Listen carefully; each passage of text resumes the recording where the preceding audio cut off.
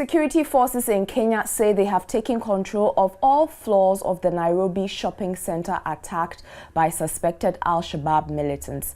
An explosion and bursts of gunfire were heard coming from the complex Tuesday morning as speculation grew that the operation was nearing its end. At least 62 people have been killed with more than 170 injured.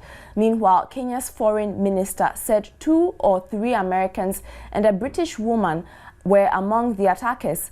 In an interview with the US TV program PBS NewsHour, Aminat Mohammed said the Americans were 18 or 19 years old of Somali or Arab origin and lived in Minnesota and one other place.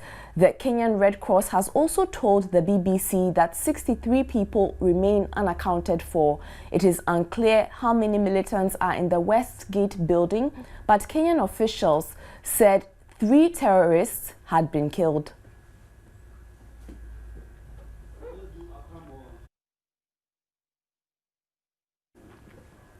Now, the management of Accra Mall has assured the general public that it has beefed up security following the attack on the mall in the Kenyan capital, Nairobi, which claimed the life of Professor Kofi Awuno. According to the center manager, steps have been taken to ensure the safety of customers. The attack in Kenya, according to the center manager of Accra Mall, Joseph Amumensa, was a wake-up call, even though he says security has always been on a high alert. In the wake of this Kenyan disaster, we've actually heightened our security here in the mall. Our security company is on high alert. They've beefed up the numbers. They've beefed up their own activities, own alertness. And we can assure shoppers that there's nothing to be afraid of. Actually, some of the things that we've actually been doing is we ensure that people don't leave their items unattended to. If we find such a luggage or bag or anything unattended, we immediately remove them. We bring them to the control room, we search them. If we find anything similarly dangerous, we submit it to the airport police. If not, we still keep it at the control room, and if the owners turn up, we give them strong warning to desist from similar practice again.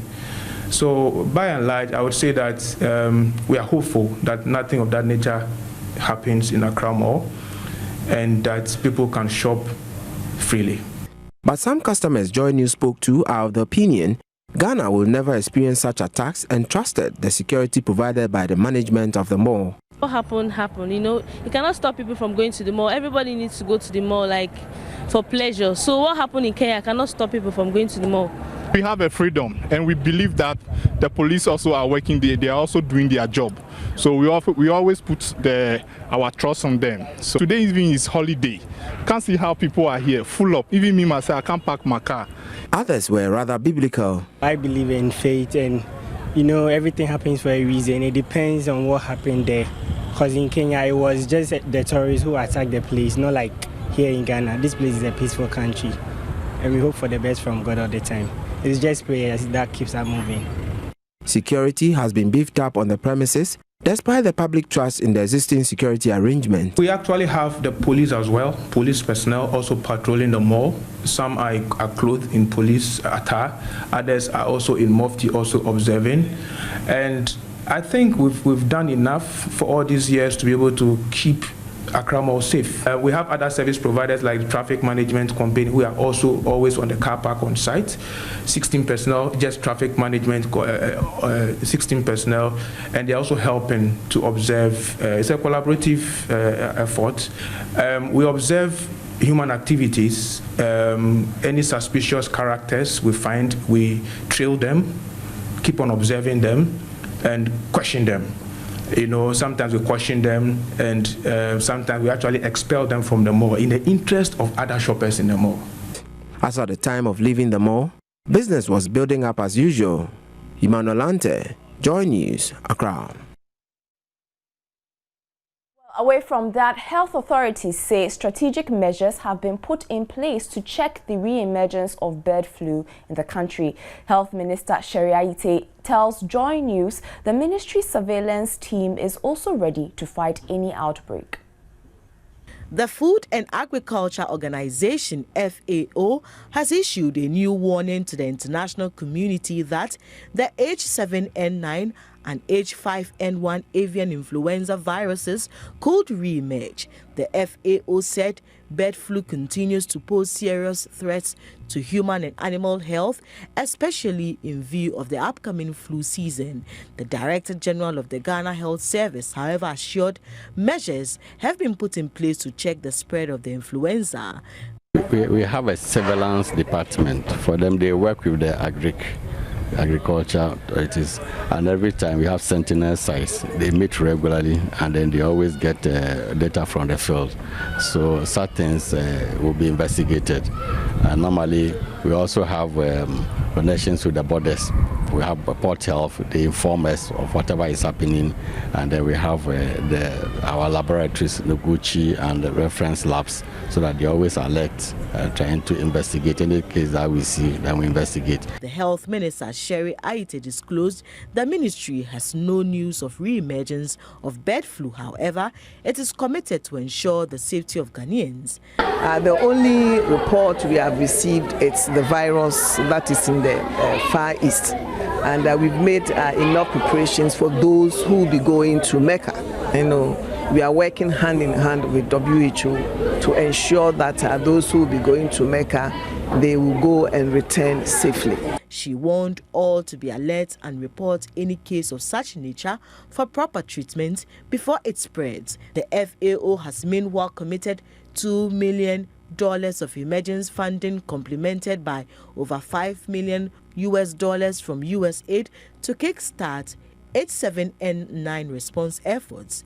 The USAID support has enabled FAO to help countries at risk dramatically improve surveillance capacities. Etonamse, Joy News. Still on health, junior doctors at the Tamale Teaching Hospital have resumed work following a memorandum of understanding signed with management of the hospital. About 100 of the junior doctors there last week laid down their tools over delays in payment of their fuel allowance they say has been outstanding for more than a year. Patients at the hospital had to endure unusual delays at the wards as there were only a handful of senior doctors to attend to them. Spokesperson for the doctors, Dr. Wole Bentil, confirmed the suspension of the strike.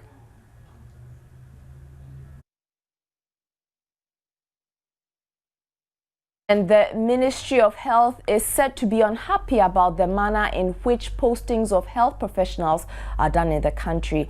Addressing a matriculation and graduation ceremony of the Twifo Praso Nurses and Midwifery Training School in the Central Region, Deputy Minister of Health Dr. Alfred Tia Sugri said the remote parts of the country are the worst affected because of the distribution of health professionals.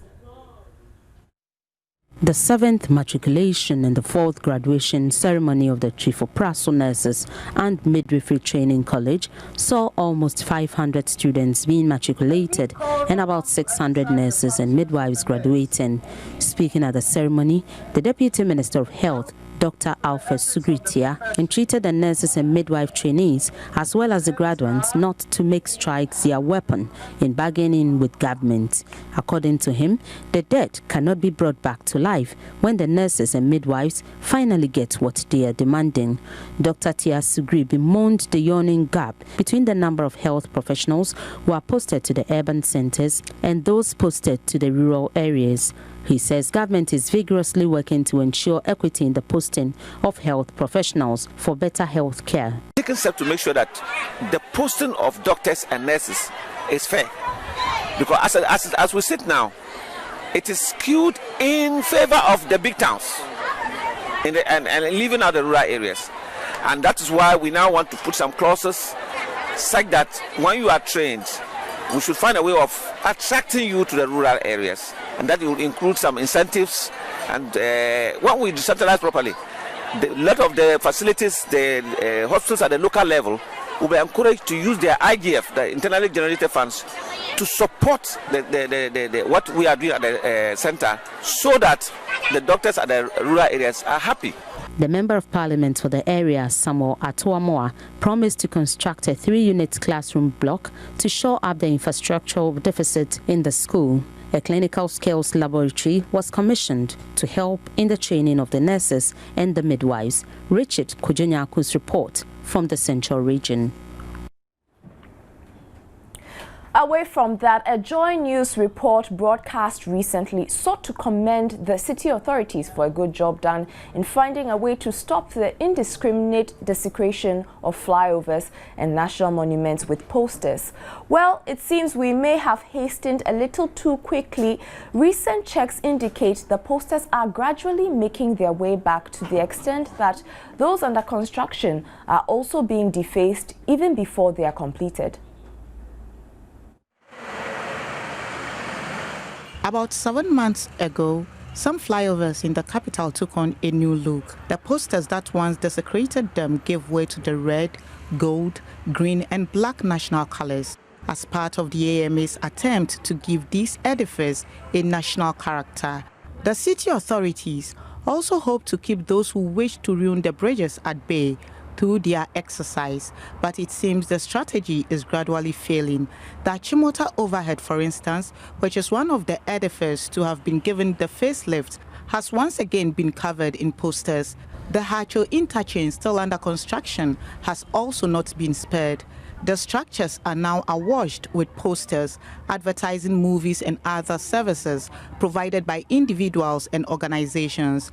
Sadly, some churches have been unable to resist the temptation of leaving the wall alone, posting notices about revivals and other church activities. One thing for sure is that putting these posters up is easy, but taking them off is not an easy task. Earlier this year, Joy News monitored the vigorous attempts by personnel from the AMA and Zoom Lion to reclaim the Akwaje interchange shortly before the inauguration of President Mahama. Apart from the posters which have found their way back onto the walls of our flyovers and bridges, we could not help but also notice the appreciable number of billboards advertising past events. It is unclear what advertisers wish to achieve by still keeping their advertisement notices up. But one thing is clear: city authorities must up their game, because those who are defacing walls of flyovers and surfaces of other public structures are still operating with impunity.